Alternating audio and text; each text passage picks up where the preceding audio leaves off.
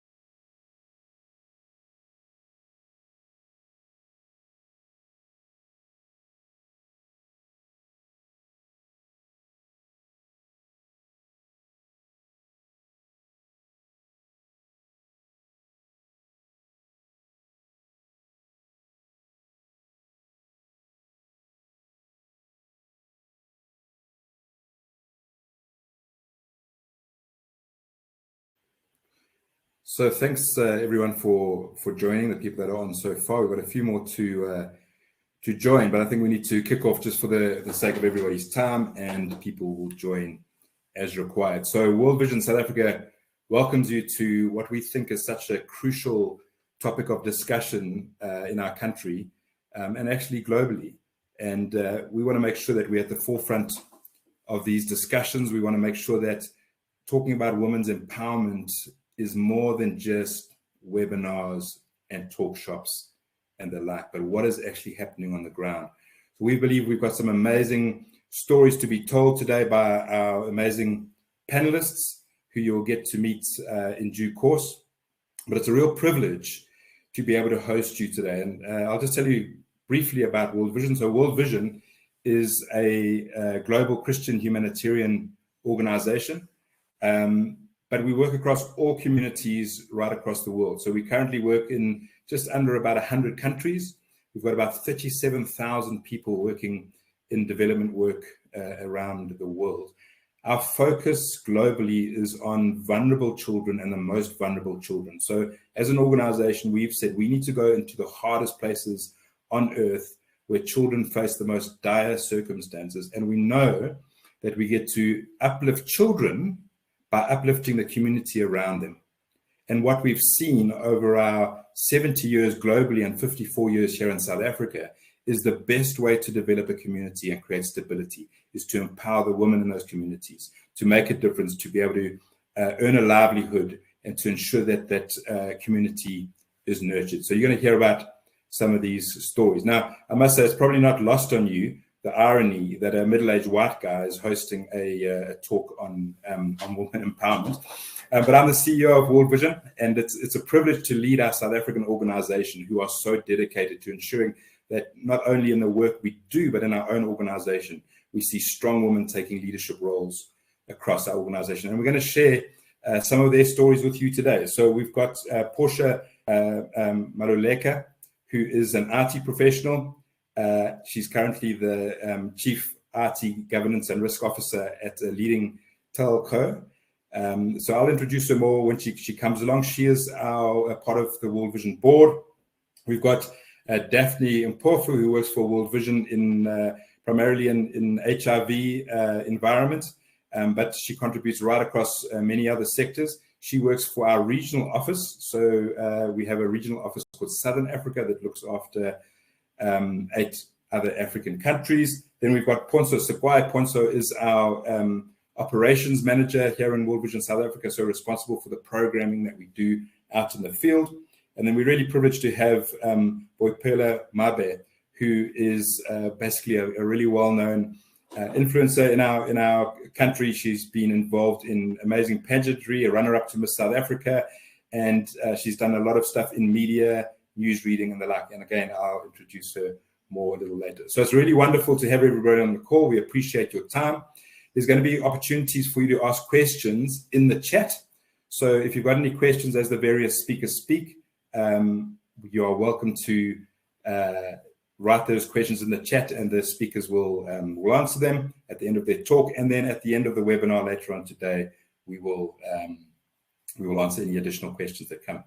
But I just want to read to you, it's an amazing bit of prose that, for me, speaks volumes around the potential that every woman have. And it's from a section out of the Bible, but regardless of your faith, I want to point you to this and just see it as a bit of prose written about an empowered woman. And it comes from a place called Proverbs, and it's Proverbs 31. And I'm going to read from verse 13, and it says this. It says, talking about this empowered woman, she seeks wool and flax and works with willing hands. She is like the ships of the merchants. She brings her food from afar. She rises while it is yet night and provides food for her household and portions for her maidens. She considers a field and buys it. With the fruit of her hands, she plants a vineyard. She dresses herself with strength and makes her arms strong. She perceives that her merchandise is profitable. Her lamp does not go out at night. She puts her hands to the distaff and her hands hold the spindle. She opens her hands to the poor. She reaches out her hands to the needy. She is not afraid of snow for her household, for all her household are clothed in scarlet. She makes bed coverings for herself. Her clothing is fine linen and purple. Her husband is known at the gates when he sits amongst the elders of the land. She makes linen garments and sells them. She delivers sashes to the merchant. Strength and dignity are her clothing, and she laughs at the time to come. She opens her mouth with wisdom, and the teachings of kindness is on her tongue. She looks well to the ways of her household and does not eat the bread of idleness. Her children rise up and call her blessed, her husband also, as he praises her. Many women have done excellently, but you surpass them all. I love this picture, right? Because it talks about the things that society says are important to women often. So be a good wife, be a good mother.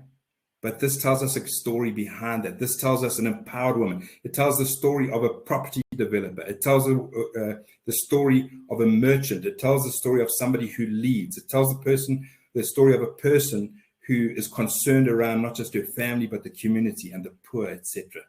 And that for us today is what we want to get across. We want to tell the stories of how with empowered women in an empowered society, we can make lasting change as an organization. So we're going to just watch a short video clip to show you some of the work that we do in the field. So let's get that going.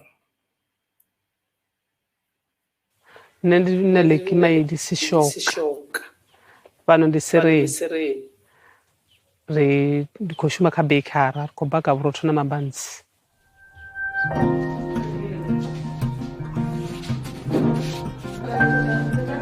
ndikho bona ba tshiko fona mbanda badziwa nga uri zwa zwino ro sedze a hu tuvha na mushumo ne muthu anga tori ndi ḓo shuma mara arali vhathu vha tshiko kona u ḓi shuma vhone vhane. There's a high need for that in the area because most of the women that are here, they are single women, and children will be benefiting more if there's more women that are empowered. When they started this bakery, they were using the traditional way. They were using firewood. We saw the need to assist them so that they can bake more bread, sell, and then have money for their families. Yo thusa ngo tshiri bori pa michini ine ila miraru kwa ngabo yote uraru yo ivaka nendi pepe hezwi zwithu zwoṱhe thi ndi khou baka vhurotho na mabanzi thi ḓuvha ḽiṅwe na ḽiṅwe ndi vha ndi tshi khou zwila athi ndi vha ndi tshi khou rengisa vhurotho ḓuvha ḽiṅwe na ḽiṅwe. They were doing it out of love, but we had to chip in and capacitate them in making sure that they bake good bread and they are also able to save the money. Ndina vana vhavhili nda vha isa tshikoloni till now na zwino vha kha ḓi vha tshikoloni na musi bazari muṅwe i tshi khou mu tendela thi mara muṅwe a ya thomupha tshithu zwi amba ri ndi fanela ndi khou mu badela u thoma nga dzi fees u thoma nga vhudzulo nga zwiḽiwa tshiṅwe na tshiṅwe zwi amba uri tsha tshikolo ndi fanela ndi khou tshi badela nga yeneyi ya fhano a thi khou shuma huṅwe fhethu. Nṋe ndi takalela u rengisa na u tshimbila ndi tshi dzhena muḓi nga muḓi ndi tshi rengisa uri vhathu khou ṱoḓa khamusi tshithu tshi no nga vhurotho vha tshi wana kule vha tshi wana tsini ndi pfa ndi tshi khou ḓihudza ngazwo zwavhuḓi. I do wish for them to sell around the country, starting to make the biscuits, the rusk, something that they will package, sell it around, see their stock in our stores like Abo Spa, ShopRite, there are boxes there saying that Sireni Bakery Project from the locals of Limpopo.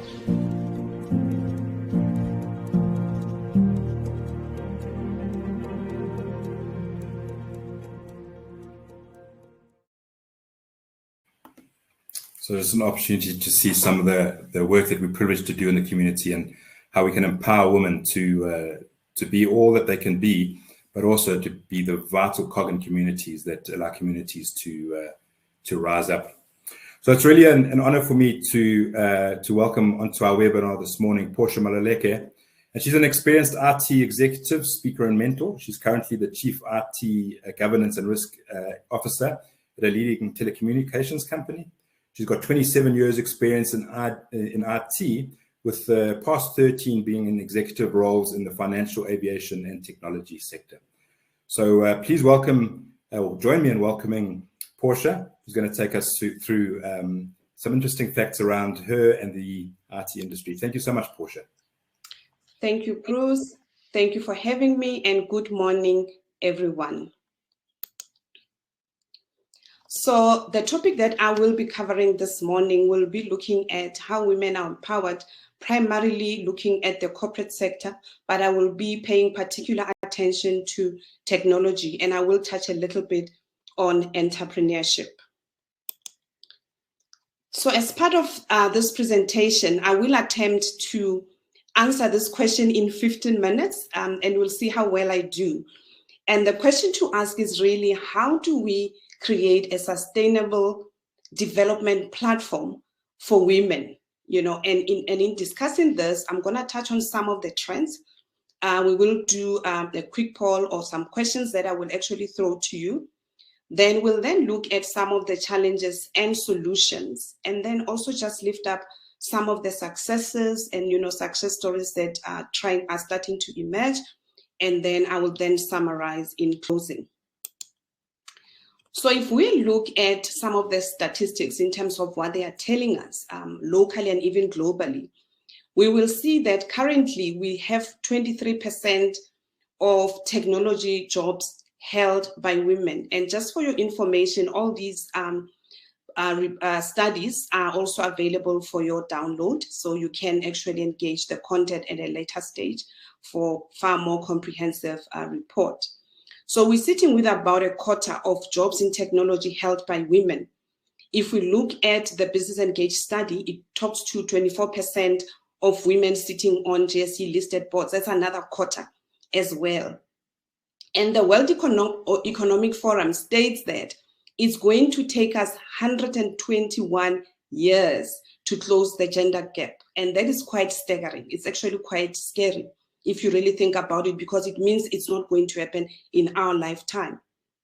Then the IMF also continues to say the gender in terms of leveling the playing field is not just a matter of human rights, but it's critical to economic growth.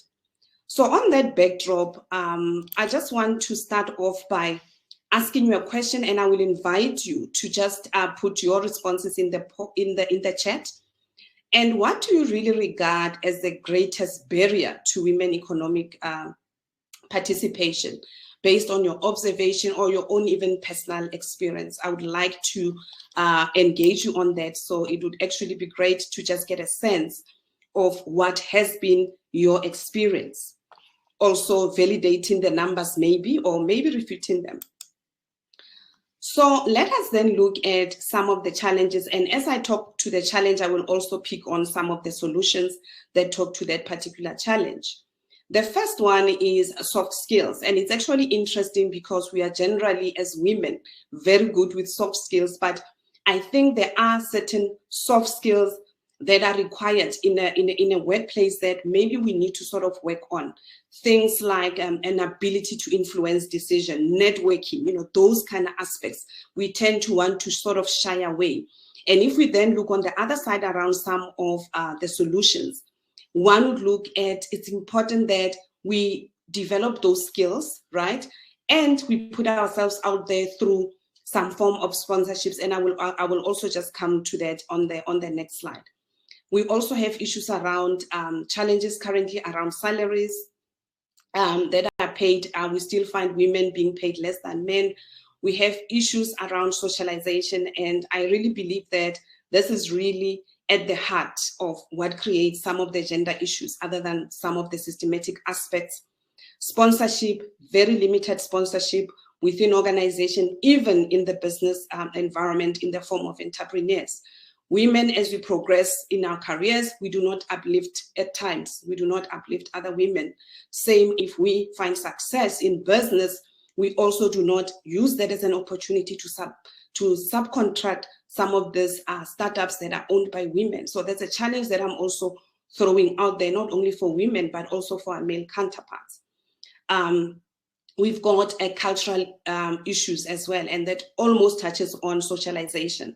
So that can be culture in the home or culture even in organizations, and limited participation in future careers.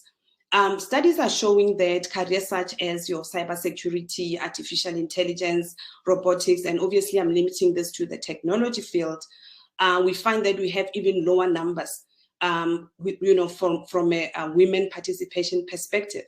And it has to do as well with how we see ourselves, So I will unpack this also a little bit when we get to the next slide. So how do we start then addressing some of these issues? So the one I talked about, entrepreneurship, and I think, the video did quite a good job in just showing, the impact of what happens. And I think, we can really take delight in knowing that we stand on the shoulders of those women that were selling fruits at the corner. And with that money, they could send children to university, and not only their own biological children, but even extended families. So entrepreneur is something that can really, really unlock value. And I see some of the comments, to say patriarchy, religious constraints, social constructions, social barriers, lack of education, so true in terms of, some of the challenges that we face as women. When I talk about confidence, how do we really see ourselves as women? Because, we particularly from a culture, women are actually almost the same as children. They must be seen, not heard. And these are the type of things that then when women start getting into the workplace, then they already automatically put themselves in the corner. One of my favorite statements that I use in my area of employment is, I like reaching out to the young ladies, and I will always say to them, why are you a light that is hiding under the table? And firstly, they would be surprised that I regard them as the light. And then secondly, then they will say, actually, I didn't realize you noticed. I said, I do realize that you are hiding, but get on top of the table so the whole room can light up. So sometimes they also just need that somebody to see them, to really see them, and to not just have them as just a number. The lady at the corner of the street, they need somebody to see them and not just be that lady who's selling sweets or fruits or fed cooks, at the side of the road. I think from a policy direction point of view, there's a lot that has been done in that sphere from a national perspective as well in terms of government regulation. And we know that a lot of work has been done also in terms of driving diversity. So let's then, change our perspective a little bit because, if we start talking about challenges, we'll then need a 2-day workshop just for us to vent around some of the things that we have to deal with on a day-to-day. But let's then look at what are those successes? What are those things that we can actually celebrate, the strides that have been made thus far? So if we look at the social aspect, and I see that that has also been alluded to. And the fact that we're already having this type of conversations is by itself is an acknowledgement to say something is abnormal. When we say the social construction is incorrect, that acknowledgement to say this is abnormal, that is a success in itself. Because previously it would just be a normal thing, so nobody would even call it out.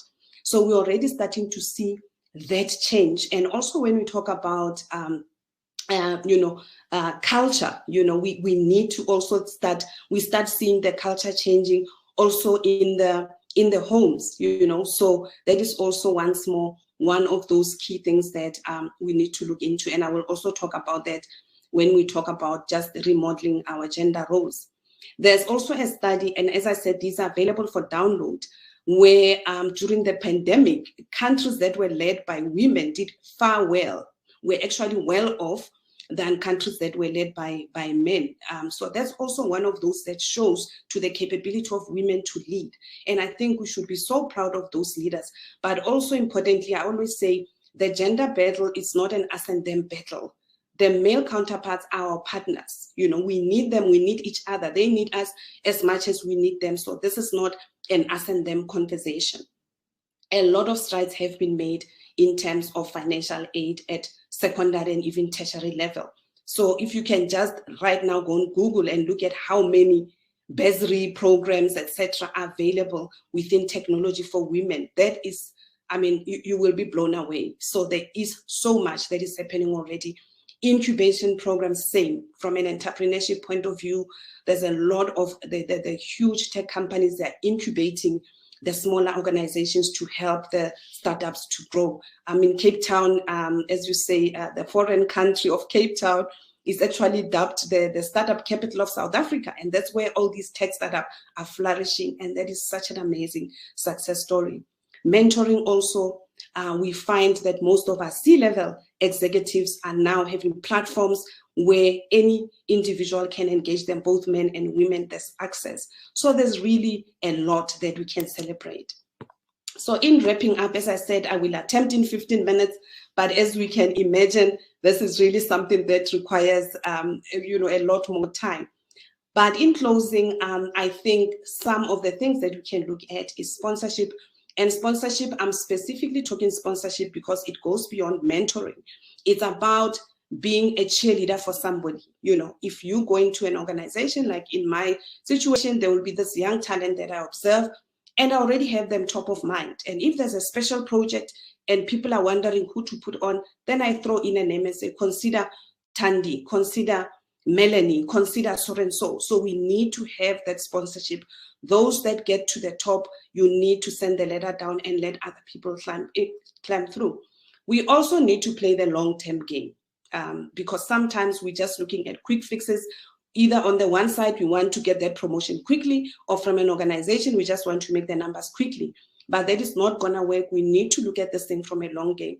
And I also want to challenge, if we have some corporates here, to say, I know that from a tertiary level, there's a lot of initiatives that are working there, but what about at secondary school?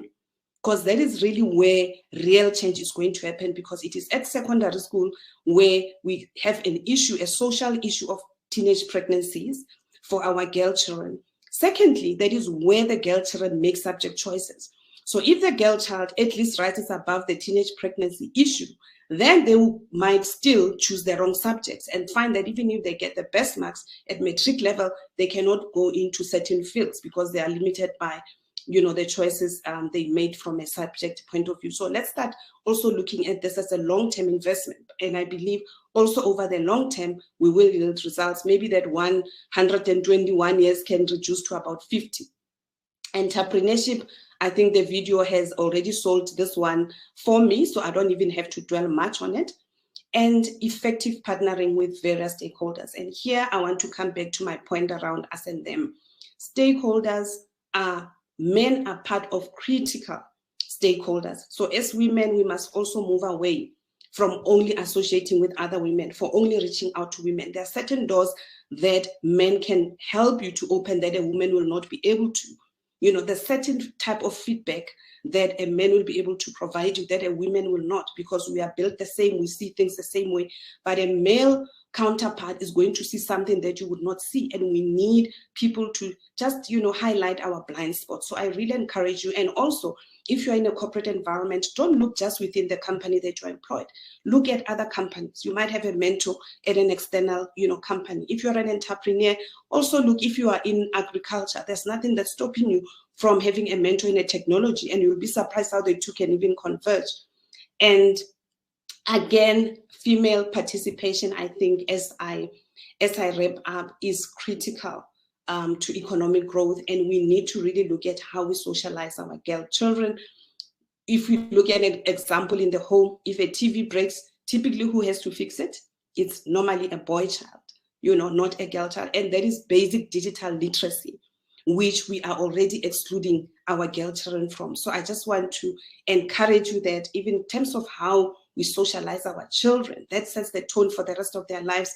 Let's now start moving the TV breaks. Let them all work together to fix it. If there's cooking that needs to be done, let everybody cook, because the boys will also need to cook for themselves at some stage in their lives. So I think, yeah, on that note, I just want to wrap up with the you know, our proudly South African phrase, where we say watinta bafazi, watinta imponkodo. But I want to just, if I may be so bold to say, you empower a woman, you empower a nation. Thank you. Portia, thank you so much. If anybody wants to just ask Portia a question, although you will have a chance at the end of the webinar, you're welcome just to type it into the chat, and we can address it now briefly. But Portia, the number that just jumped out at me is that 121 years to gender equality. I mean, that is just an unacceptable situation to be in. And equally so, you said, if we're lucky, maybe we can get it to 50 years. 50 years. I mean, that takes us to 2070. To think that that's when we would have gender equality is absolutely just unacceptable. And isn't it wonderful that we actually, as South Africans now in our nation, and actually the people that are joining us from Ireland and from the UK, thank you for joining us, we can do stuff now. There's so much that we can do now. It's interesting. So typically when you look at what development agencies do in our work in rural communities, the place where we usually start with this is in the, let's say, agricultural space, or you'll see businesses started around beadwork, etc., which is fine and have important places. But Portia, just talk about briefly, if you can, the importance of also understanding that STEM, access to science, technology, engineering, and maths in our rural communities is essential. And that means investment in telecoms infrastructure, in computing tools, etc. Can you just perhaps talk us through that just for a minute? Yeah, I think, you know, there's a lot of work that is currently happening. If I look at, because ultimately the ticket to the game in terms of enabling participation, particularly in a digital age, is connectivity. Connectivity is really the ticket to the game. And I know that our leading telcos, the 4 telcos that we have, they're doing a lot of work, and also through even smaller organizations, to start harvesting different types of, or repurposing, if you like. It's starting to repurpose certain technologies to ensure that, you know, we can bring, I mean, like your satellite technology as an example, to make sure that we can then provide connectivity. But there is a lot that is already happening in there. But I think I also just want to talk to how people see themselves, because first, even if you take the thing to the people, the young girl needs to see herself as a Bill Gates of tomorrow. You know, that's also where we need to start. And that is why it's important in terms of the messaging that we send out, that, you know, the girl child can still see themselves that way, that we build the confidence. And I mean, we've got life skills as a subject. There's so much that you can put into that particular life orientation, There's so much that you can package into that particular subject to, you know, just create a lever that you can pull to start enabling. But in terms of investment in technology, providing community hubs, etc., I think there's an absolute opportunity for the technology companies to invest in those particular environments. Wonderful. Thank you so much, Portia. We appreciate what you've brought to us.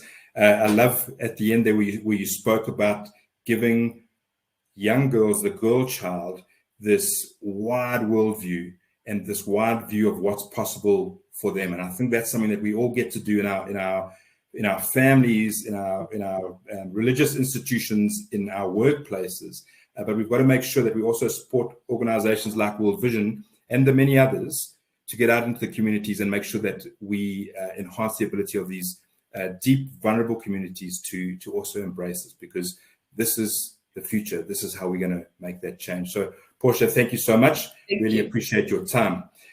So there's two questions which I'll answer that don't relate specifically to you. The one was just to say, can you come and talk at our schools? Come and talk to the girls at our schools. So I think that the one thing that's amazing about all the women on our on our webinar today is that they all want to be mentors, and they all in their bios say I'm a mentor. So there's opportunities to invite these amazingly strong, powerful women to your places of work, to anywhere where they can share their life experience and how they see this process going forward. And then the other question that I saw there is, are we in Zimbabwe? So World Vision is in 100 countries around the world, including Zimbabwe. And speaking of Zimbabwe, I just want to introduce you to our next speaker. So our next speaker is Daphne Mpofu. So Daphne is the regional HIV and gender lead for World Vision Southern Africa. So this World Vision Southern Africa looks after 8 regional or national offices, of which South Africa is one, but also of which Zimbabwe is one. And also in Zimbabwe, we've had a long history, and we're doing some amazing work there across many, many fields. So Daphne is involved with gender empowerment, leadership, and entrepreneurial development.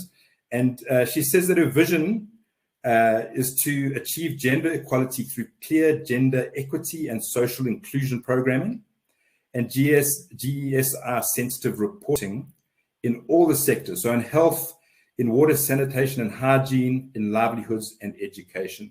And she wants to make a marked reduction in HIV infection among adolescents who constitute the majority of the children that World Vision works for. So I want to welcome to the webinar, Daphne, welcome, and over to you.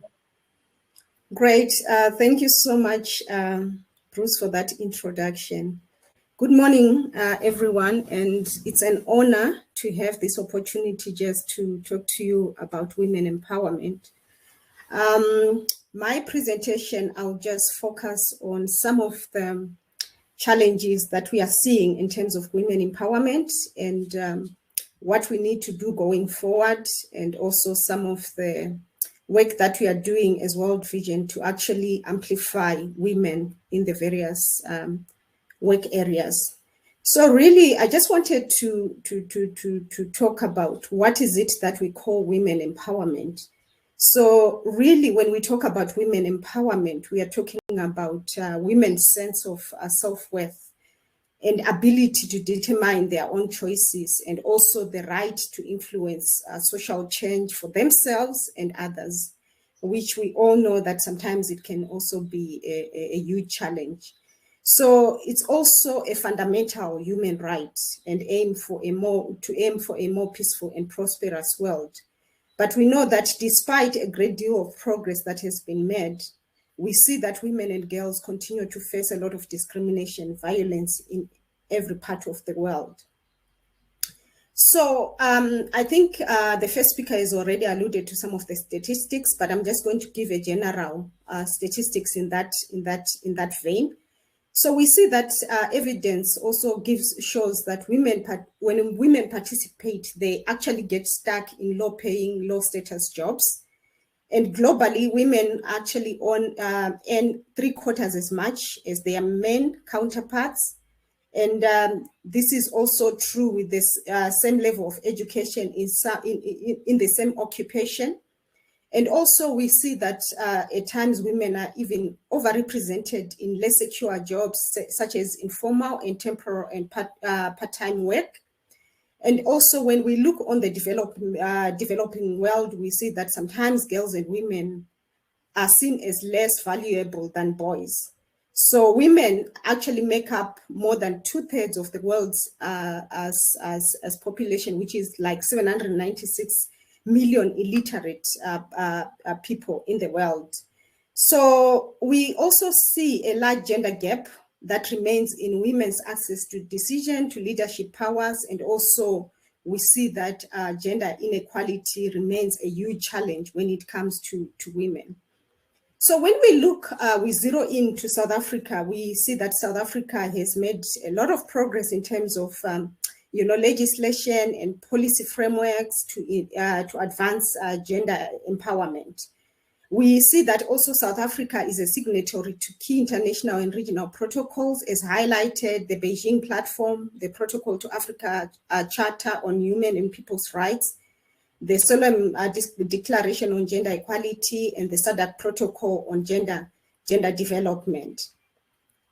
And then in the South African context, in its own policies, we see that the Constitution also has really paid a lot of attention to gender equality, to facilitate women empowerment, highlighted by also the Employment Equity Act of 1998 and also the Municipal Systems Act and the strategy policy. And one of the things that one asks themselves is, yes, we have had a lot of policies that have been put in place. Has these policies yielded the results that we want to see? And has gender equality been achieved in South Africa? So when we talk about, I just wanted to give a definition of equality versus equity. So that we understand exactly where we are coming from, and also we understand what we need to do going forward to make sure that if we really want to achieve women empowerment and equality, we really need to pay attention to the equity issues. So when we talk about gender equality, we are saying that it is a state or a condition that affords women, girls, men, and boys equal enjoyment of human rights and socially valued goods, opportunity, and resources. It also aims at expanding freedoms of voice, improving power dynamics, relations, and transforming gender roles and enhancing overall quality for achieving their full potential. But when we talk about equity, we are saying that equity recognizes that each person has different circumstances and allocates the exact resources and opportunity needed to reach an equal outcome. So what we are saying here is that no one size fits all. So really equity is a means while equality is the goal. So when we look on those two pictures, we are saying as women, we need, yes, resources can come to everyone, but as women, we are not starting at the same starting point with everyone. So really there's need to add a number of steps to make sure that that equality is achieved at the end of the day, is illustrated with the second picture, so that we are all at the same footing. So really, yes, equality, we are striving to make sure that equality is achieved, but are we paying attention to equity issues so that we push ourselves, we push our women to make sure that at the end of the day, they are able to be equal at the end of the day. So what are some of the achievements that we have seen in South Africa to date? I think the last speaker alluded to some of them in ICT, but we have seen also establishment of the National Gender Machinery, which guides roles and functions on various structures and agencies. We have seen also education and skills development, where, I mean, from 1994, we know that education was only male dominated, but now we have seen advancement in terms of, more women also accessing education. We have seen also policy reforms on access to health for women, especially example, HIV pandemic, which impacted negatively on women's health, especially Black women. But with the advent of the rollout of antiretroviral therapy, we have seen the stabilization of HIV prevalence and increased life expectancy. We have seen also the Employment Equity Act of 1998, where they facilitated access to formal employment for women, training. But one of the challenges is that training programs still remain a challenge in this area. We have seen also a lot of focus on violence and social justice, although we know that in South Africa, violence still remains a challenge. Poverty and inequality, we are saying that despite evidence of reduction in poverty level, still women continue to represent the face of poverty in South Africa. So really, we are saying that, we really want to make sure that, these statistics, they are statistics in terms of South Africa, where we are seeing that approximately we have about 30.5 million in our population. And also, as I indicated, gender discrimination still remains a challenge. Black women are most vulnerable with unemployment rate of over 30%. And also we know that 1 in 5 partnered women has experienced physical violence. And also, when we started experiencing COVID-19, we had a lot of reports of GBV. And also we had about 21 women and children losing their lives due to that. And also the Global World Report reports a pay gap where women on average earn 28% less than their male counterparts, which is something that needs to be addressed. We also see that in 2018, the median monthly earnings were 76% of men's median monthly earnings in that year. One of the things that we see also is that women occupy 1 in 3 managerial positions as compared to their male counterparts. We also see that approximately 1/10 of female-headed households report having suffered from hunger as compared to 9.7% of male-headed households. So really what we are saying is that we really need to change this picture. We want to make sure that women occupy managerial positions and they are not just denigrated to low-paying jobs. We want to see reduction in violence. We also want to see equal payment between men and women. So really, what does empowering girls and women mean? We are saying we need to make sure that we equip, women and girls with the same tools that they need so that they have power to control over their own lives, like education, like finances, because the one who has finances, the one who has education is the voice that is listened to. We want to see equal opportunities and ability to make strategic choices. We want to see education in one of the most powerful means available, provided to women. We also want to make sure that women have full reproductive rights and access to sexual and reproductive health care, so that they are able to make decisions about their own reproductive health. And it can be as simple as helping women to understand and also just realizing their rights so that they can be able to amplify their voices. So we are saying that empowering women in the economy and closing the gender gap in the world of work are key to achieving the 2030 sustainable goals, those goals that are highlighted there. So one of the things why empowering girls and women is important, we are saying there's an African proverb that says that if you educate a man, you educate an individual. But if you educate a woman, you educate a family. So really, when more women work, economics grow, because we know that there's going to be a ripple effect that is going to come out from their own empowerment. Women's economic equality is also good for business. It is also estimated that companies with 3 or more women in senior management functions score higher in all dimensions of organizational performance.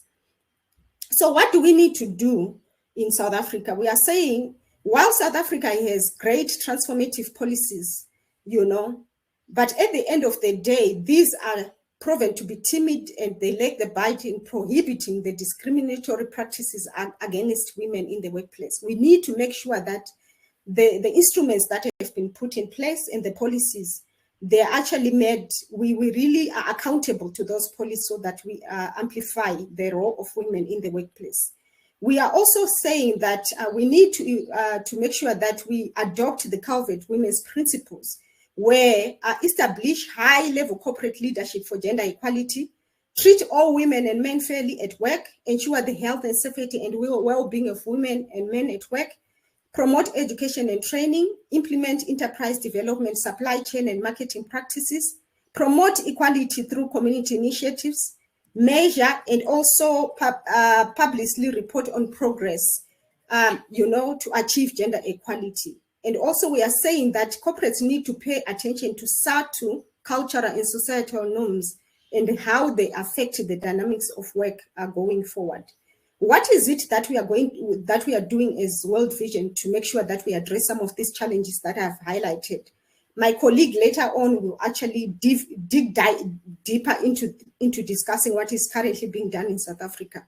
We are saying that we believe that healthy, educated, empowered women and girls are agents of change in World Vision. When women and girls are supported, they gain opportunities to speak up for their rights. They rise in social standing and also they advocate for their communities. So really our sponsorship program, when you sponsor a girl, you not only help give a girl opportunity, but community-focused approach benefits to everyone. So really, it's a challenge to everyone on this webinar to say, please take up sponsorship. Sponsor a child in our World Vision South Africa office, so that specifically the girl children, so that at the end of the day, When we educate these children, we'll see the ripple effect where more people are going to be empowered.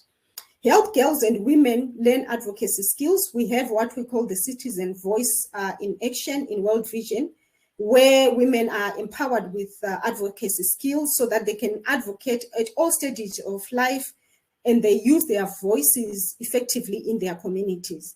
We also partner with communities of faith and governments to challenge and correct harmful social norms that keep women and girls from their potential.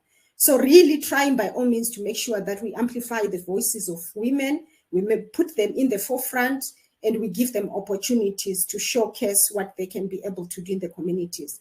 We also raise awareness around the causes of poor health and well-being, and that are related also to gender. We have also one of our key programs under Livelihoods that is called Savings for Transformation, where women are given opportunities to save for their family, and we've seen this actually breaking the cycle of poverty in most of the families where the savings of women are taking many children to school. They are providing meals for children in their households. So really my last point is to say, we really need to do something. I'm challenging everyone to say, let's take a part, let's be active. Let's actually support children in our communities. Let's educate the girl children so that they can be able to influence their communities going forward. Thank you. Over to you, Bruce. Thank you so much. Let me just make myself bigger here. There we go. Okay. Daphne, thank you so much. So just a reminder to everyone, if you want to ask Daphne a question, you can type it in the chat. We can see if we've got a few minutes to answer it now. Otherwise, we can address them later on. And also just a reminder for you to introduce yourself in the chat. Tell us where you're from, maybe even who you work for. It's good to see that we've got people joining us from Ireland and from the UK this morning, which is wonderful. So Daphne, let me ask you what I think is a tough question. So when we have webinars like this, typically the people who are signing up are people who are interested in this, and they probably doing something around this already. How do you think we get this message to the people that don't want to hear it? So typically male-dominated environments. Yeah, so what I would say, Bruce, is that we really need to make sure that I think male-dominated environment, we need to show evidence in terms of what is it exactly that we are bringing to the table. In terms of women empowerment, we need to show evidence of our ability of what can be done going forward. Because at the end of the day, yes, it has been, business as usual. But if we are able to show the evidence of the capability, the influence, what women can bring to the table, and what that influence can do in terms of business development, I think they will open up in terms of really creating spaces for women to have their voices heard and also to take an active role. So it's all about influence, and it's all about also showing the capability and also showing that also the environment has changed. I think the government at the end of the day is also wishing to see in terms of, equal gender equality in the companies. So really, I think those instruments, those policies, if you bring me on the table, if you make me and develop my leadership qualities to make sure that I take more senior role in the organization, what is that going to do to the organization? What is that going to do to the bottom line of the organization? Which is one of the things that sometimes men in organizations are more interested in. But it's more about lobbying. It's more about showing the evidence of what can come out of this process. Thank you. Thanks, Daphne. So I think that's absolutely crucial. So facts are so crucial. We want to be telling the real stories. And I think this is something that we all on this webinar today need to think about. How do we expose the real choices of how, when we empower women? I really appreciate your time. Thank you so much. And I'm sure there might be a few questions that come towards the end of the webinar. I know a few of us are under threat of load shedding. So we're just praying that doesn't affect us in the next hour or so. But if it does, hang around, because we will make a plan to get things back on track. So I want to introduce our next speaker, who I have the privilege of working with and spending a bit of time with her out in the field, and that's Ponso Sequoia. So Ponso is our World Vision South Africa's field operations manager, which means she is in the nitty-gritty of the community work that we do around South Africa. And we currently work in Limpopo, the Eastern Cape, the Free States, and in Mvoti in KwaZulu-Natal. She has an amazing background of focusing on gender, but also on child protection. And for a long time, she served as our child protection technical manager in South Africa. And she's got a passion for seeing males and females being treated equally as it's planned by God in his original plan. So, Ponso, we welcome you and we look forward to you sharing some of your insights today. Thank you so much. Thank you so much, Ndade Bruce. And yeah, just generally thank you for this webinar. I think from the presenters that have gone ahead of me, we can already see that such a platform is really necessary where we get to engage with such issues. We are grateful that World Vision has created this so that we can have discussions together as a team. So as the topic for this panel or this webinar says, that we will be discussing the topic or the theme of when women work, economies grow. So from my side, I will be looking at just sharing a little bit around World Vision South Africa's contribution to women empowerment. And for us, we really are guided by this key scripture. It is Genesis 1, verse 26 to 31. It is a scripture that guides our belief in gender equality.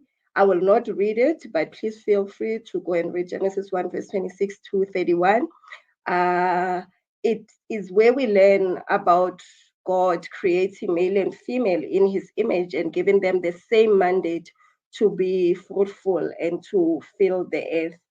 For us, therefore, as an organization that is Christian, but working with people of all religions, we do believe that both male and female are created to be productive and that work is a blessing.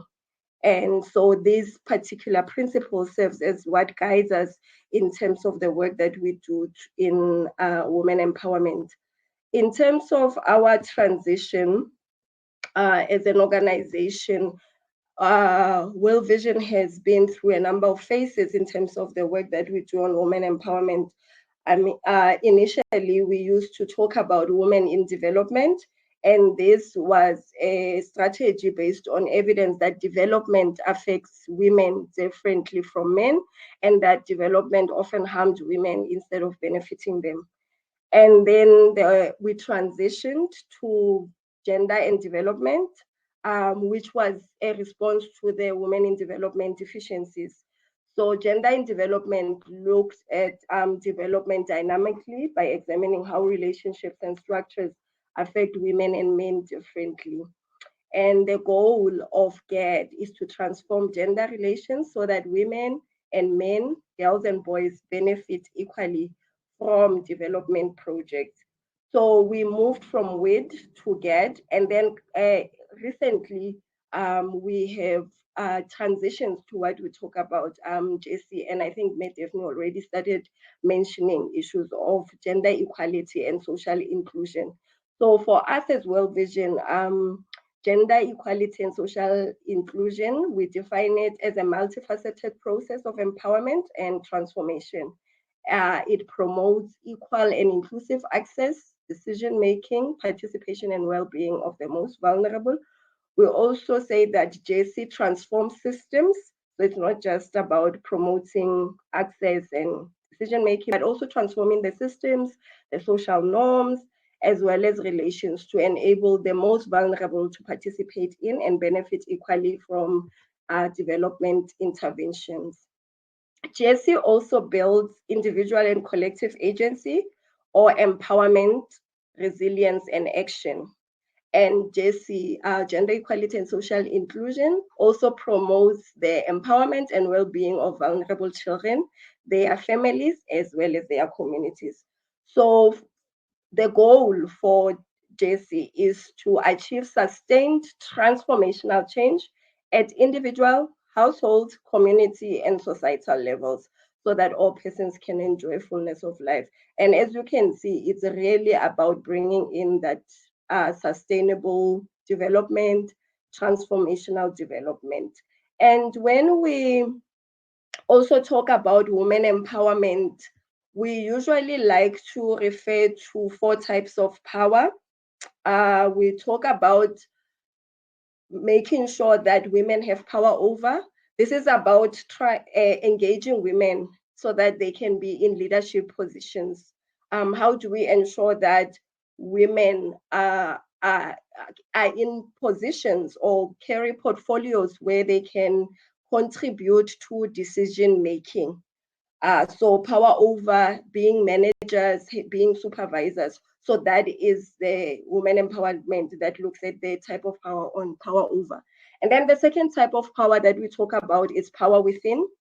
With power within, we are referring to women's self-esteem, increasing their level of confidence in themselves, so that they know that they are capable of anything. They can do anything that they would like to do.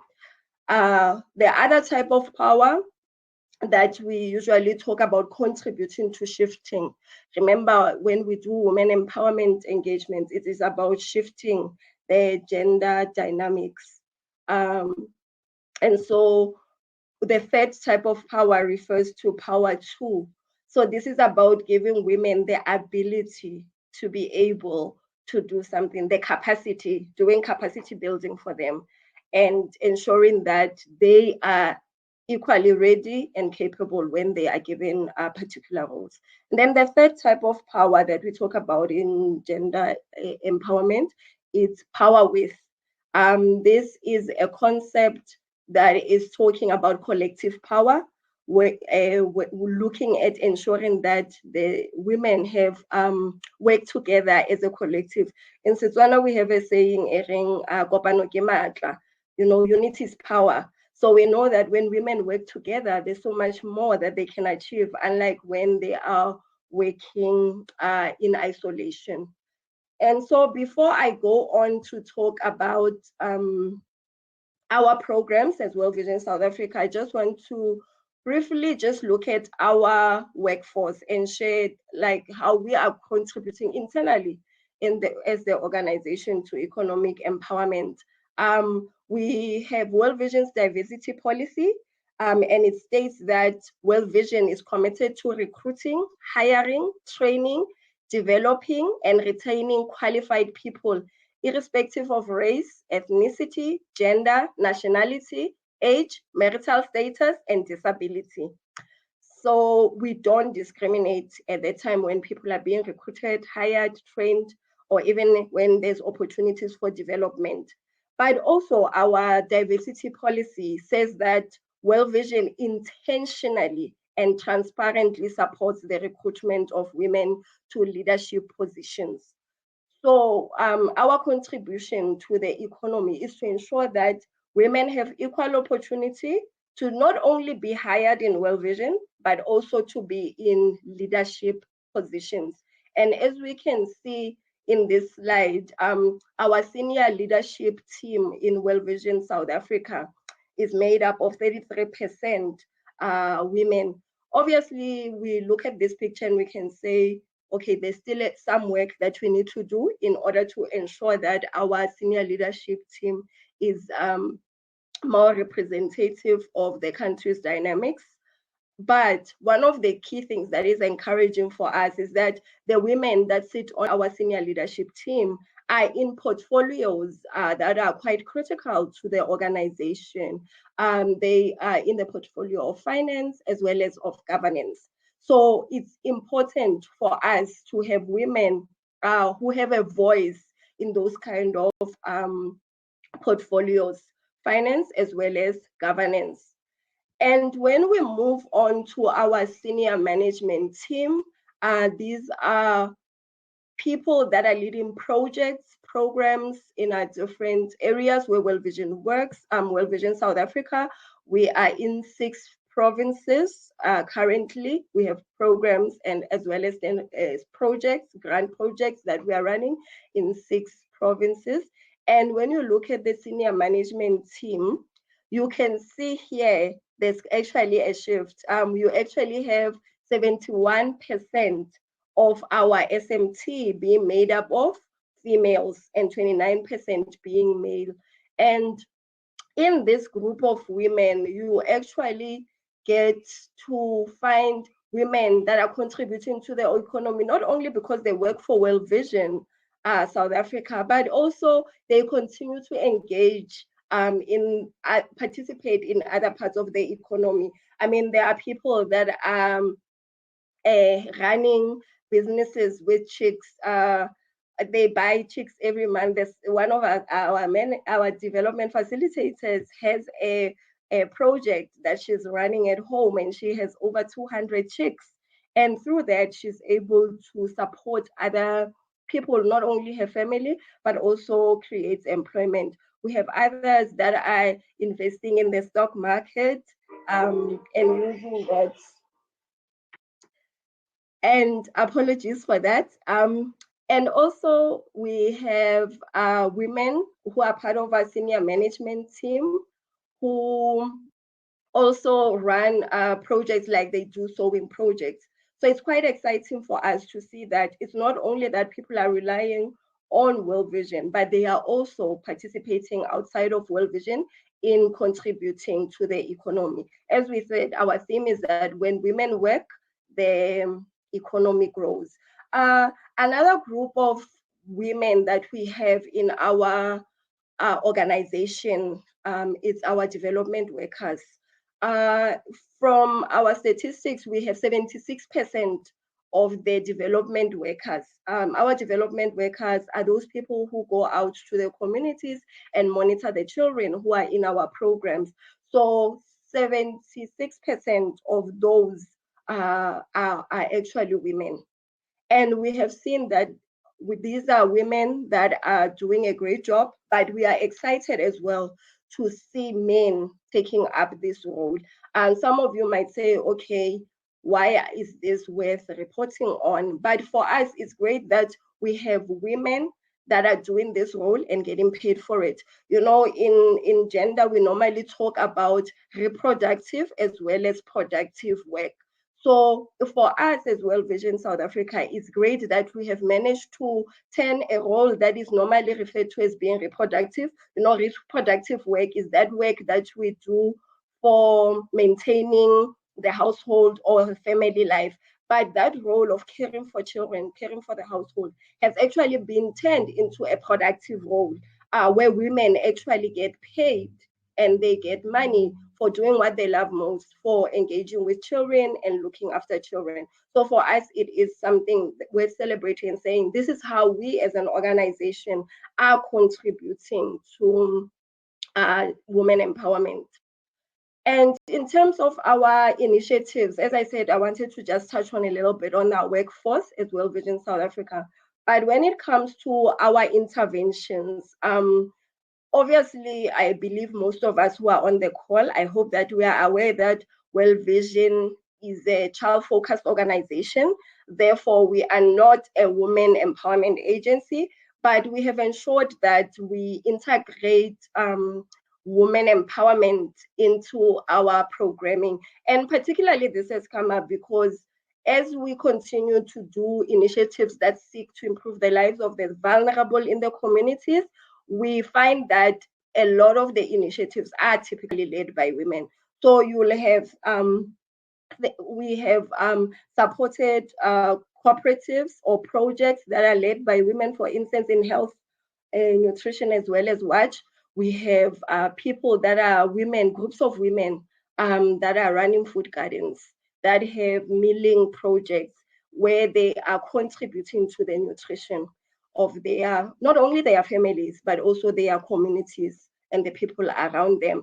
And they've been supported in different ways by World Vision South Africa in order for them to continue to be functional. Another area where we contribute to women empowerment is our child protection program. Through that, we have worked and built the capacity of faith leaders. You know, generally, when we think about a faith leader, we think about males. When we think about a traditional leader, we think about males. But in our work, we have seen and have engaged with powerful women who are in the faith sector, who are traditional leaders, and they are doing amazing work in their communities. Later on, you will see some work that we do before we close, and that Bruce will show, of a traditional leader who is female and has a project that is looking at raising chickens. And that chicken project is not only benefiting her family, but it's for the people around her. In terms of education, we have worked a lot with ECDs, and this has been very interesting in terms of ECDs that are just coming up and are not registered. We have helped them in terms of that, but also capacity building for the ECD practitioners. As I was preparing for this webinar, I actually came across a women's report, which was issued by the University of Stellenbosch Business School, and it estimates that 300,000 people are employed in early childhood care and education. And out of these 300,000 people, 95% of them are women. And these women mainly are serving approximately 2.5 million children. And in that same report, it is stated that for each woman who works in caring for children, whether as a childminder or day mother in a private home or community facility, or working in a formal ECD center, another 6 to 10 women are able to take up full-time employment. Wow, that is the impact of just one woman working in an ECD and being able to open up an opportunity for 6 to 10 women to be able to take up full-time employment, because we know that in most instances, women are the ones who are expected to look after the children.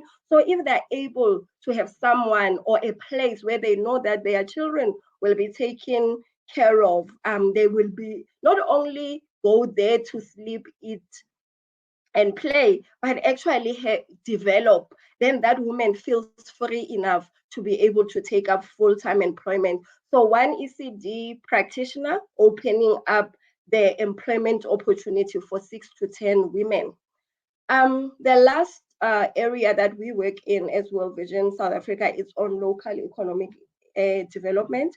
And within this particular sector, we have actually worked a lot with women-led cooperatives that we have supported with capacity building, for instance, in things like financial management. Earlier on, Daphne spoke about savings groups, that we have women that will create savings groups where together as a collective, you know, remember we talked about power with, as a collective, they would be raising money together, saving together, so that they can be able to achieve their goals. At this point in time, I want to invite you to watch a video showing one of the cooperatives that World Vision South Africa has worked with.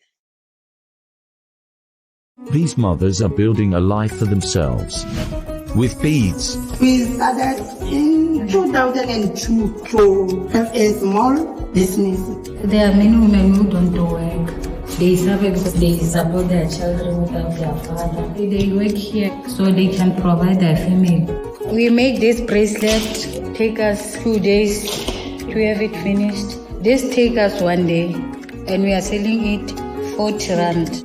This is shoes. We make it beautiful by using these beads.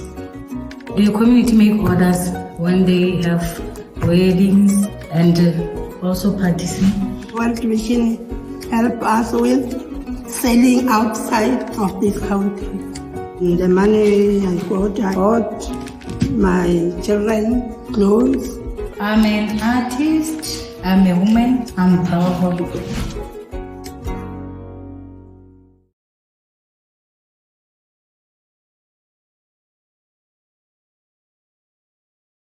So as we could see, as we were sharing, these are just some of the projects that we have supported, the women-led cooperatives. Earlier on when the webinar started, for those that were not here, we were showing a video of a bakery.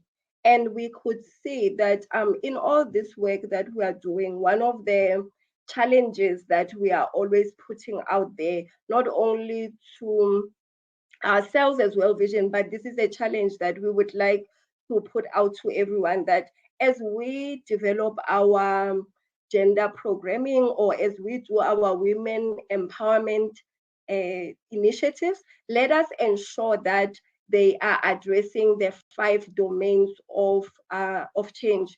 Those 5 domains that we talk about in JC, it's ensuring that women have access. I mean, they should have their own assets, resources, opportunities, services, benefits, as well as infrastructure. So the work that we all do, how is it ensuring that women have, for instance, access to income? Because this is one of the challenges that women have. Another key area, domain in JC is around, does our programming contribute to women's decision-making power? Are women able to make decisions free of coercion at individual, family, community, and societal level? And this also, this decision-making power includes having control over assets and ability to make decisions in leadership. So what is it that you as an organization are doing to contribute to women's decision-making? The other domain, it talks about participation. How is it that we are helping or increasing women's ability to participate in or engage in societal affairs, to engage in the economy, to engage in the systems of power that influence and determine development, life activities, and outcomes? And the other domain that our work looks at, and we constantly saying this is one of the most difficult ones to actually influence, but it means that we need to do more in terms of changing the systems.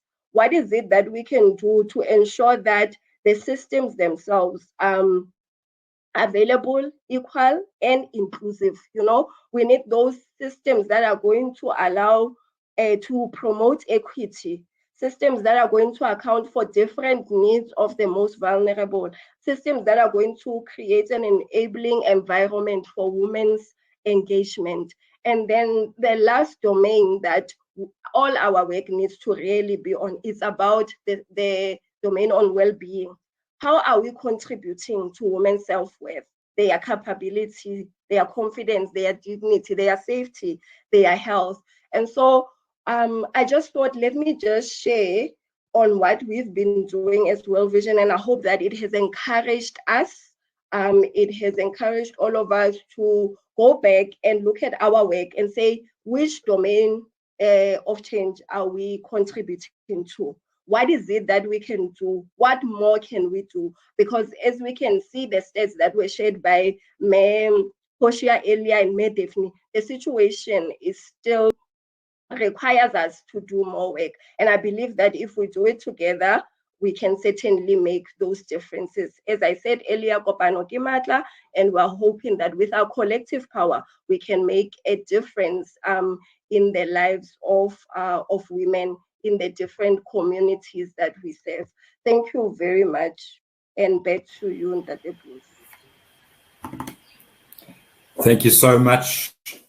It's really wonderful to see the work that you are doing.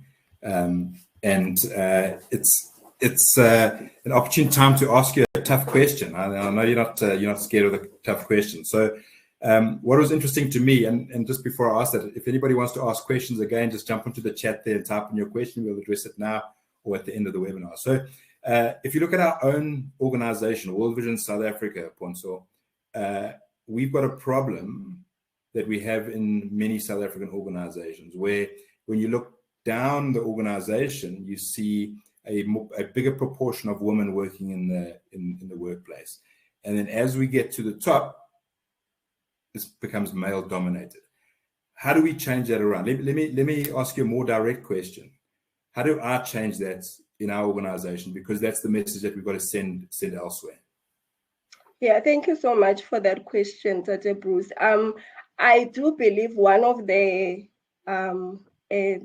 strategies is around the issue of talent management. And it's quite interesting that just a few weeks ago, this is what we were discussing with our HR, our PNC department, around how do we ensure that women get represented in the higher decision-making bodies of their organization. As you indicated, and also in my presentation, I did share that because of the kind of work that we do, being child-focused, a lot of our staff obviously have always been women. But it is good to see changes where in your SMT, you are already starting to see women taking up the roles of being in management. It is still like in SMT, we are okay because as I shared, we are 71% female, but in terms of our senior leadership team, there are things like putting in quotas. That's one of the things we could do because currently we are sitting at 33%. If there is a vacancy, we could put in a quota to say that, well, the next person that we are hiring into our SLT, if there is a vacancy, will be female. And that is absolutely allowed because like Med Daphne shared in her presentation, that is an issue of equity. So it's okay to do something like that, to come up with those kind of strategies. Our talent management has to be more rigorous. We have to ensure that we identify those women who have the potential to serve in our senior leadership team and start grooming them from now. Remember, we talked about power too. So if women are not empowered or they feel that, or they don't have the power within, or they don't believe that they are actually capable of taking up those positions, the more women that we have in those positions, it's easier for those of us who are development workers to be encouraged to say, I can also do it.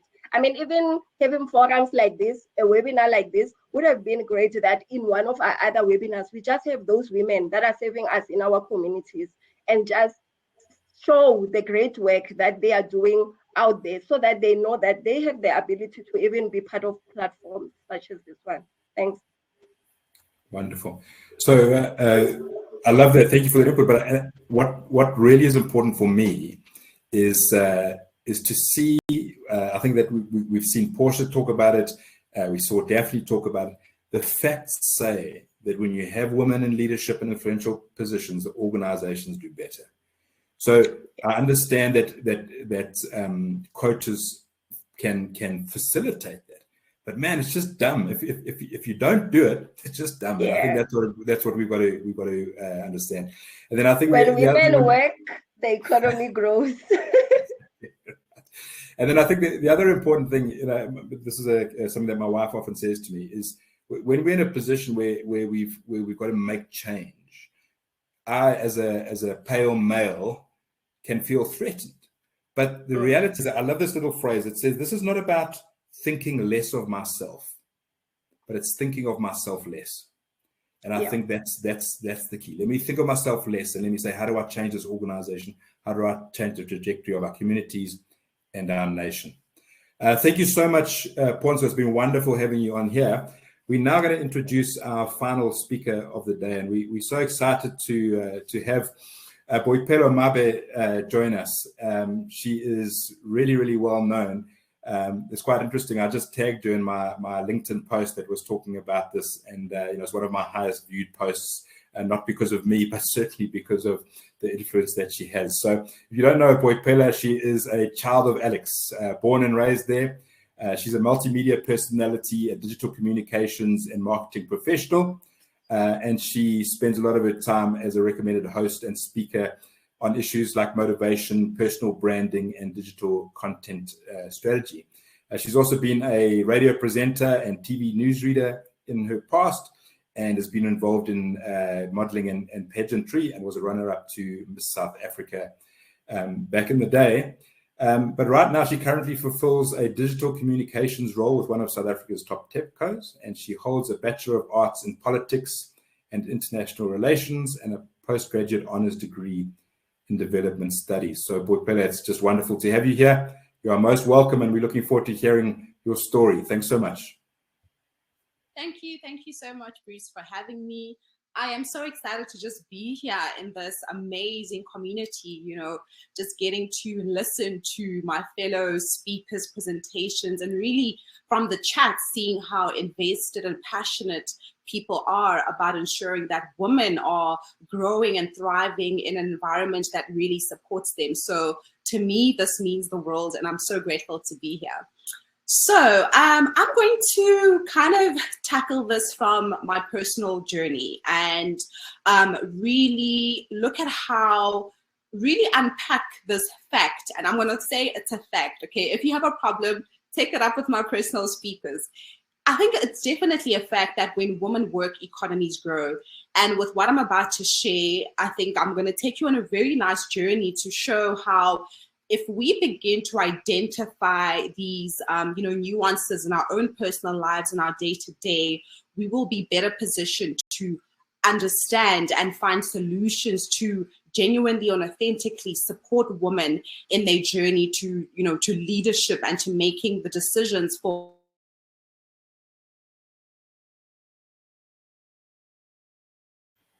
Okay, looks like we've got a bit of a challenge with connection there. Just want to make sure that it's not just me. So give us a few secs while we resolve this. It looks like more than just a small issue, and we know I just got pinged from my app to say there's various bits of load shedding going on. So while we wait for Boipelo to come back, I wonder. You're back. Sorry, Boipelo, you disappeared for a bit, but back over to you. Okay, all right. Sorry about that. But basically, what I was saying is that I really want to tackle this from a storytelling point of view. I believe when we tell our stories, we are able to connect and see how, the picture is built so that we can actually find the solutions to the problems that our world faces. So taking it back to Alex, now imagine little me growing up there with my family, little schoolgirl getting ready for school. Now I'm going to quickly take you through my day, from the morning right up until the afternoon. So before getting to school, the first person that I'm going to be talking to on my way to school is Auspinki. Now, Auspinki is the lady who sells fat cakes. Now, that's a very popular form of breakfast in the township. So if you know, you know. So that's my first point of, first economic engagement. I get my 2 fat cakes before making my way to school. Then when I get to school, just outside the school premises, there are, a series of street vendors, and most of them are women. I particularly used to go to Medjosfien. So my friends and I would, stock up on our snacks for the day before going into school, because the very same packet of knickknacks that Medjosfien sold was double the price in the school tuck shop. Now, I want you to stay on this journey because we're definitely going somewhere. After a long day at school, the very same woman we bought, the knickknacks from, she will be selling iced lollies now. It's hot, it's after school, the sun is out, we're making our way home. Then we would go get our iced lollies before making our way back home. So when I get home, later on, my mom comes back from work, she's preparing dinner. And she realizes that she needs some tomatoes and extra onions to, complete the dinner process. So I will take a walk to a mare sitting outside to go buy, these tomatoes and onions so my mom can finish preparing dinner. And, sneakily in there, I'll throw in some bubble gum, just because I can. So, I see someone in the chat actually saying this sounds very familiar. And yes, because, this is our day to day. And I really want you to see this, in your own personal journey. So you might be having, or you might be experiencing this, with different types of women or people that you are engaging with. But what I want us to actually realize is that I've just shown you how I've spent 10 rands of my pocket money and spent it across 5 different women who come from, very different backgrounds and who have very similar or, different experiences. But the fact is my 10 rands has gone to these women. And I think the amazing thing about these women is that I really want to highlight here is that these are very resourceful women, number one. So they did not sit back and say, oh, you know, there are no jobs, there's nothing for us to do. But what they have done was use what they had to fulfill a need in the community or in the spaces that they are operating in. That's number one. And number two, these are women who intuitively understood the market. The fact that the same woman I bought my morning snacks from is the same one I would buy my afternoon snack from means that she has read and understood that, okay, after school, the kids are hot and they want something that's going to cool them down. So she, during the day, goes stocks up on the ice lollies to come and sell to us again after school, right? And then the next thing is that, you know, they are sensitive. They're sensitive not only to what these customers need, but who they are. And, you know, because in the conversations, you know, the person that I'm buying the tomatoes from will ask, so how's your mother? How's this? How's that? And I think in the corporate world, we'd call that, you know, doing your consumer research or understanding your customer. But these women are doing it so naturally in their day-to-day conversations just by asking, you know, so how's mom doing? You know, what time does she come back? And by that, she understands the market that she's working with. And I think another important thing here is that these are women who are sharing and multiplying those resources, because later on we got to find out that the lady who sells to us outside the school actually has a child who comes to the school. So she's out there selling right outside her child's school to make sure that this, you know, she can pay for the child's education.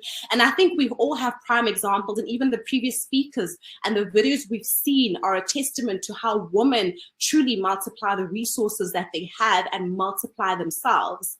And, you know, another interesting study that I was made privy to at one of the events that I attended was that, so this was a study made of a group of very successful men, and you know, these were men who were major decision makers in their organizations, who had very high titles, CEOs, MDs, directors.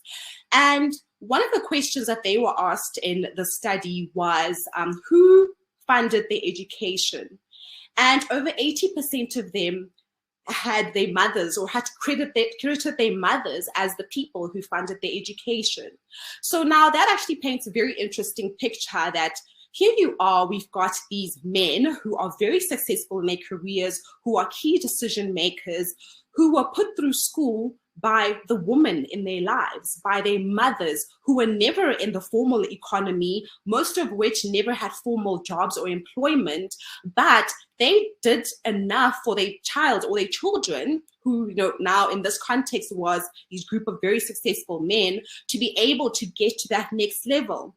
So I think this really shows us the importance that women play in building economies. It goes far beyond the exchange of money, but it really shows us that at the social level, at the home level, that, you know, the decisions that women make really do contribute to the growth and, you know, the expansion of our societies and our economies from that perspective.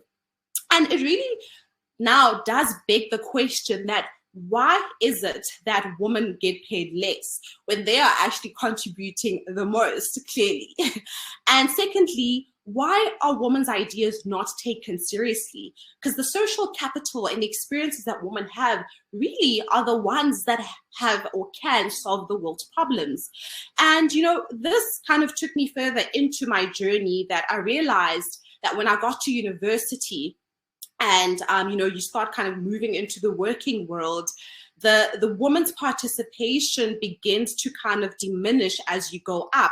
And this is something that Bruce just mentioned and conversed with our previous speaker on, is that why is it that then at this base, we have all these women who are engaged and we appreciate at this level, but the moment we go up the ladder, the number of women diminishes. And I'm going to give you a prime example. So I previously, before joining the corporate world, I had come from the pageantry world and the media space. And, you know, the transition from being a formerly crowned Miss South Africa first runner-up, you know, now trying to make it into the corporate world was very difficult. Difficult in the sense that when I got into the corporate space, there were so many things that I felt and realized I had to change, because me being myself in that space was not appreciated. So now I was seen as this beauty queen who didn't really have much to contribute, but just looking pretty in the office. Number two, I was too feminine for some people. Me coming up or dressed up in my pink jacket and, my hair done and my face done was too much for some people. It caused distractions.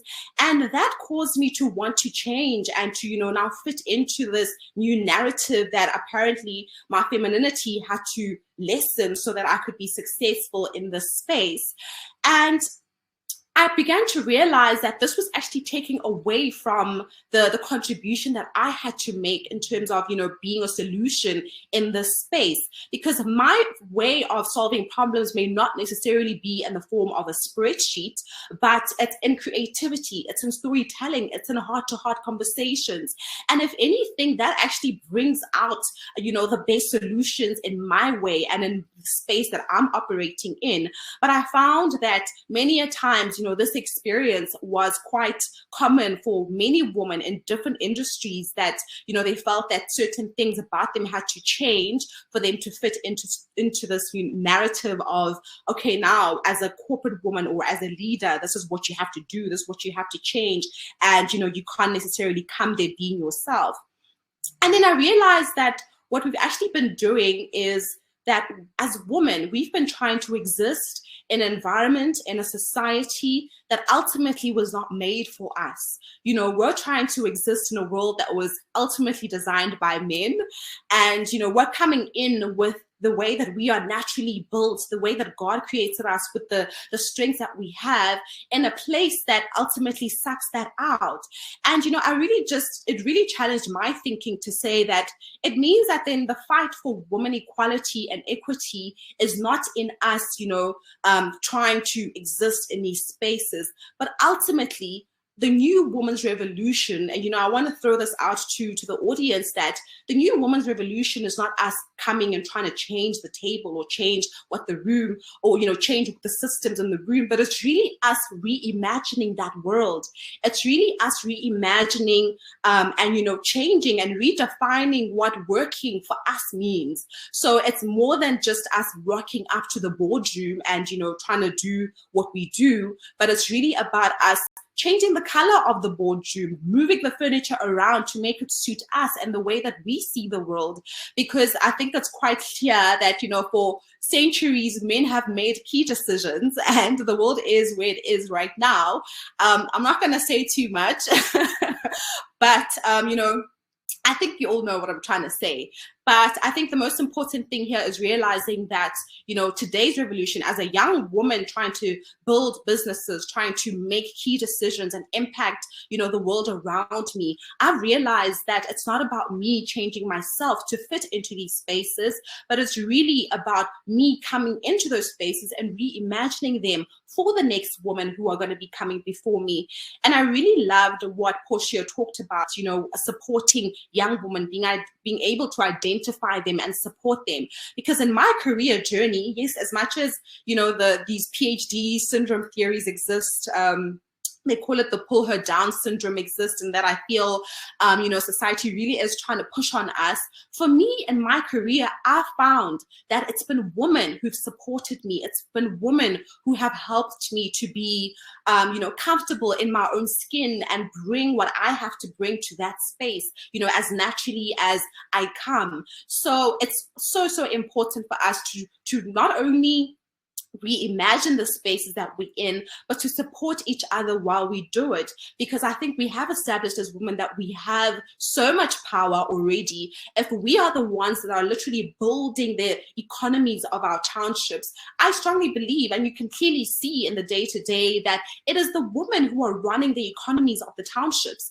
And I mean, even with Tarvins, women are running the show, and so many other businesses within there that I did not mention, but I'm sure that you can identify in your own spaces that it's women who are holding it down at that level. So my understanding now is that the reason why women's participation and leadership and decision-making power gets diminished as we go up and up the ladder is because we are ultimately entering a space that was not made for us, that was not made with us, in mind.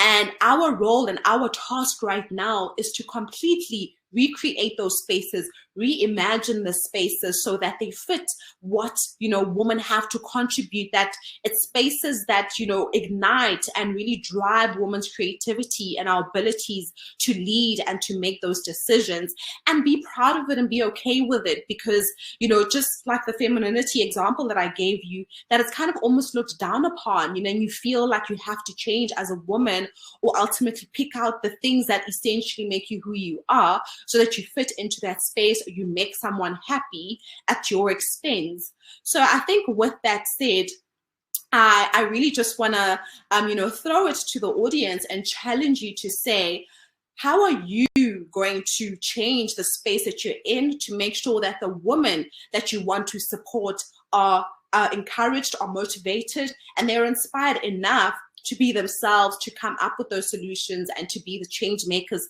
that they know themselves to be. So, you know, with that said, I just want to leave it there.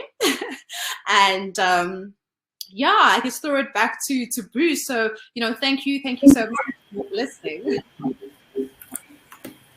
Boipelo, thanks so much. I really appreciate that. There's nothing like the reality of someone's lived experience to help us understand the message coming across. So again, just if anybody has any questions for Boipelo, please type them in the chat, and I'll have a few minutes afterwards as well for any general questions or statements that you write in there that can be addressed to any of the speakers. So now, Boipelo, Maria is just a wonderful lady who works in my home. She's a single mom of 4 children, and they live in Alex. She's got 2 older sons, but she's got 2 girls. She's got Ranzu, who's 11, and she's got Sakani, who's 17. What do you think that I can do to empower those 2 young girls in my relationship that I have with Maria in her workplace? Great question, Bruce. So the first thing, it's your engagement with a mother, right? She needs to be in a position to see her children in a way that, you know, she was not raised, because now she's grown up her entire life under a certain, I guess, mindset, you know, whether it's historical or from her own family. So what's important here is that these children are still under her guidance and under her leadership. So it's important that she then is also open-minded enough to understand that her daughter can fix the television, that her daughter can be the one that, you know, fixes the fridge if it breaks down, and she does not, you know, throw that responsibility to her sons only. So I think the first place really is starting to engage with her on that level, because a lot of the, I think what, you know, a lot of the solutions that we are seeing out here are really dealing with the fruits of the problem and not necessarily the root of the problem.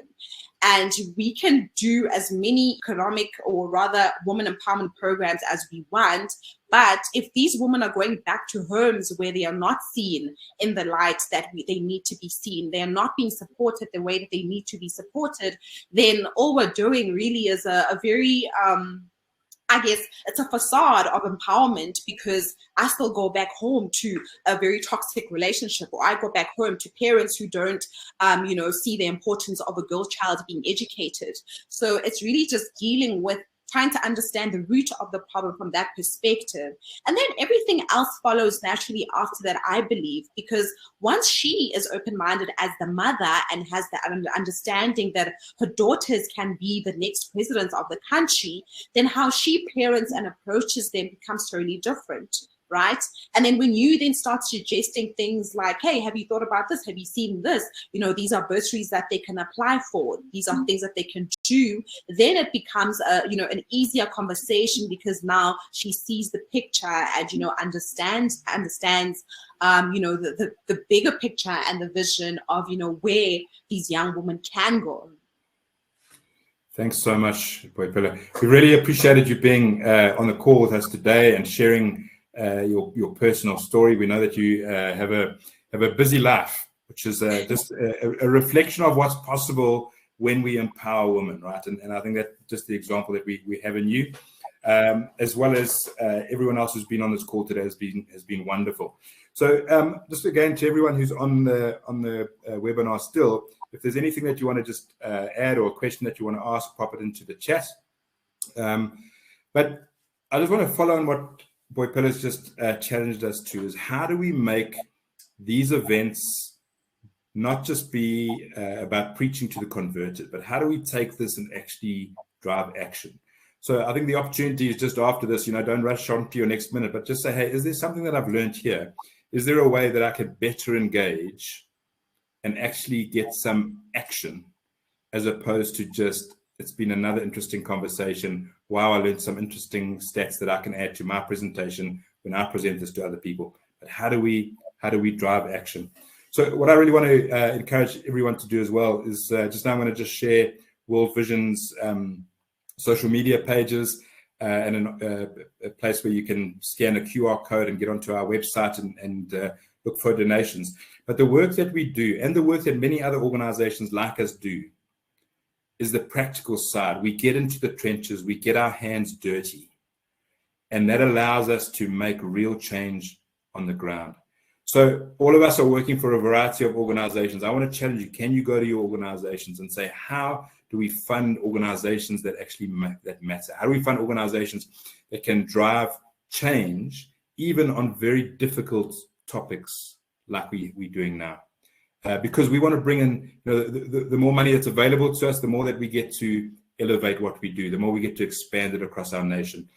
We need to move on from, just like I said, so although things like the beading is super valuable, ceramics super valuable, agriculture is super valuable, we've also got to ensure that we don't let the communities we work in get left behind in terms of science, technology, engineering, and mathematics. How do we take technology and how do we create the belief that everyone in South Africa, whether you're a boy child or a girl child, has the ability to be the next Elon Musk or Nelson Mandela or anything? We've got to do that by creating access to the very best of what the world has to offer. I'm just going to quickly play a video that again just reflects some of the things that have been going on with World Vision and some of the work that we've been doing. So please enjoy this. I'm a farmer. When I come here, I saw that they are in need of eggs, of meat. Then I decided to do farming. My dream is to change the people around me by employing the people like youth, because in South Africa now the jobs are scarce. We are stuck because we don't have money. And then World Vision helped us, giving us 100 chickens. We knew nothing about growing the old chicks. World Vision also provide us with trainings. We sell the chickens, we buy other stuff that we need. These are the broiler chickens. In this structure are used to accommodate plus minus 400 chickens. I have to wake up early and then feed them. Check the water, check the food. Now I want to do the eggs. And then World Vision buy me the incubator so that I can start selling eggs. In future, I think I can supply eggs all over Eastern Cape, and I won't give up. Thank you for World Vision, for all your help. I think this is the beginning of my life.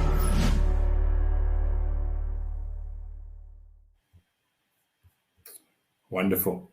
So that's the end of our webinar. I really just want to appreciate everyone who's taken the time to join us today. And again, that challenge back to you, go out and let's make sure we drive action. Jump onto our social media pages, onto our website, find ways which you personally can donate, or you can drive your organizations to donate. I'd love all of our speakers just to pop their cameras on while we say goodbye, so we can appreciate them again. What an amazing morning it's been for me. It's challenging, but man, it's also rewarding just to be able to sit and listen to the expertise that's been on this call today. So thank you so much, one and all. And I'd like to end with a quote from one of the beading ladies that we saw earlier. And she ended the video, if you remember, by saying this: I am an artist, I am a woman, I am powerful. And I think all women on this call now should be able to say that. You can say, I am whatever you are, but then follow up with, I am a woman and I am powerful. So what a pleasure to have spent this morning with you. We thank you for your time. Thank you for the speakers and your contribution, which has been so valuable to us. Much appreciated. Thank you, everybody. Thank you so much. Thank you. Thank you.